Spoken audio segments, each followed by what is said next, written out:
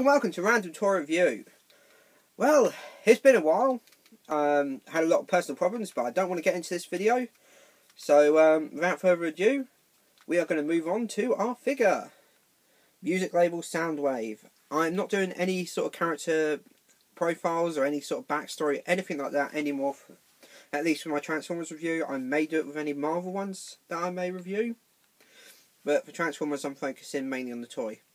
For those of you who do not know, music label Soundwave was Takara Tomi's attempt at making a Soundwave that can actually play music, and they did a really good job. I haven't tried the music functionality of this figure yet because I don't actually have the memory cards that it takes.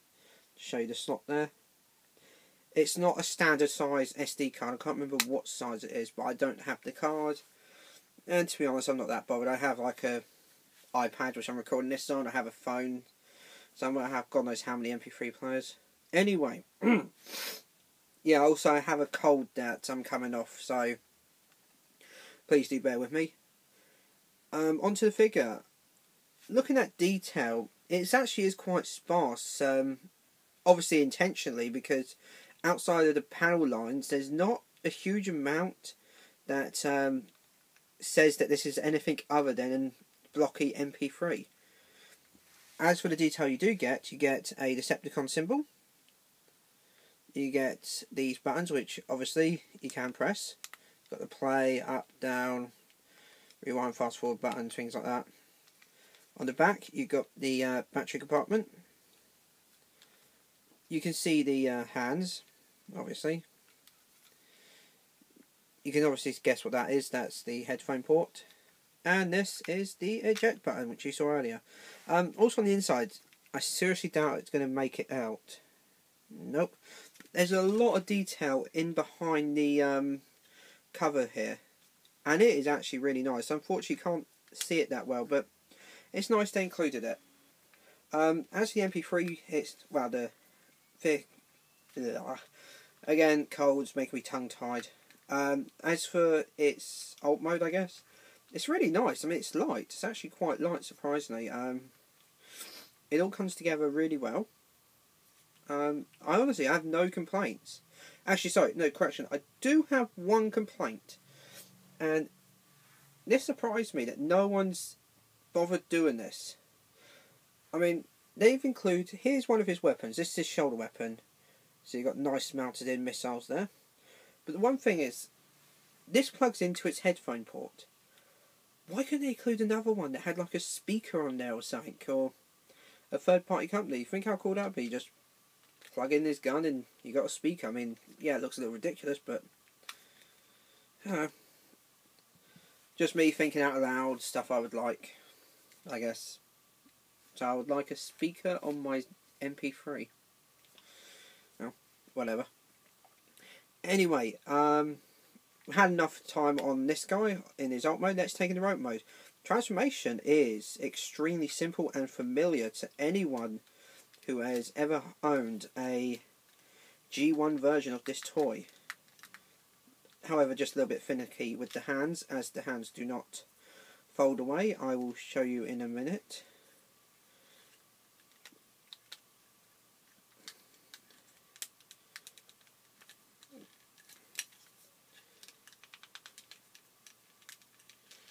Gone the wrong way.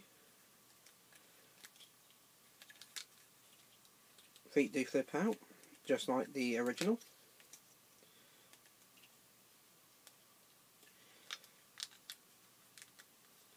A lot of the difference is the arms slide forward to give him a much better look.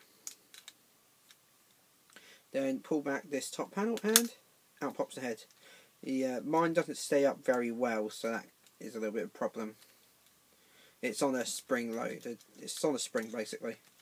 Yeah, as I was saying about the hands, as you can see, they actually fold inwards like that, rather than being pushed up. So the arms are actually the thing that's most different about the transformation. But even that, not too much. And what you get out of all of that is a robot with proportions very similar to that of the original Generation 1 toy, just tidied up a little bit and with greater articulation. And it looks absolutely fantastic. Speaking of articulation, why not I do that now? Shoulders have a full 360 rotation. I've got a fly in front of me. They can go, yeah, it's a ball joint on the upper arm, so you got full rotation there. They go inwards and outwards.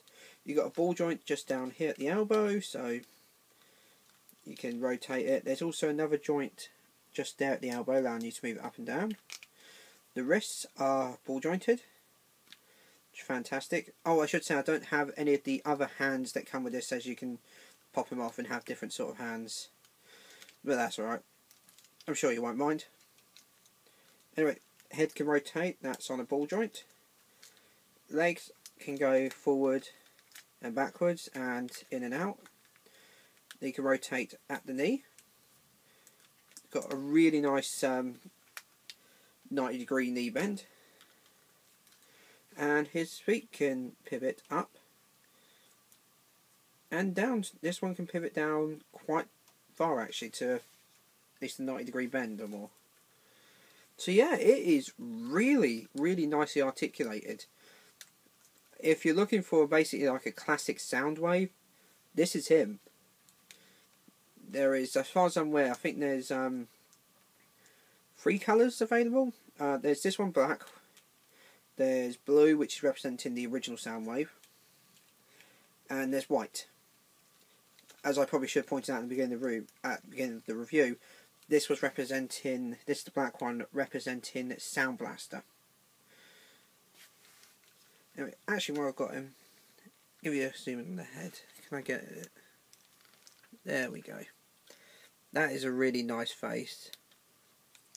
Absolutely gorgeous sculpting on the head. As you can see, it doesn't always want to stay upright. That's okay.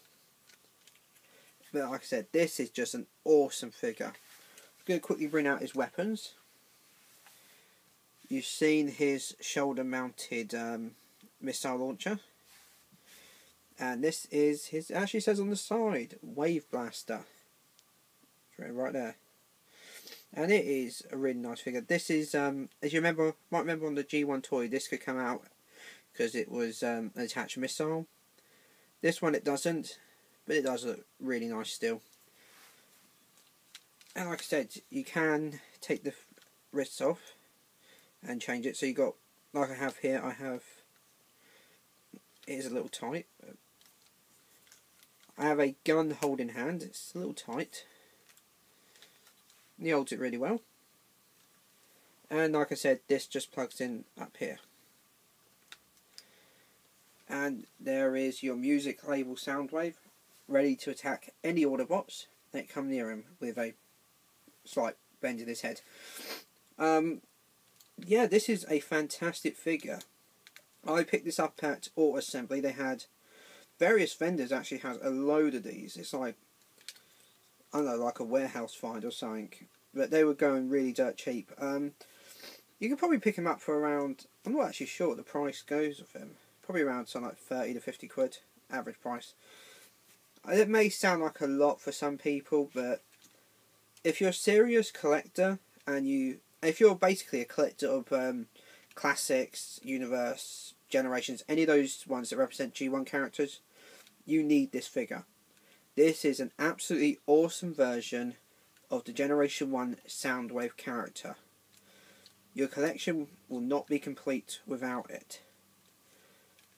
Anyway, that's this review over and done with. Rate this video, comment on it, subscribe to my channel if you like, or don't subscribe, whatever. Just next time.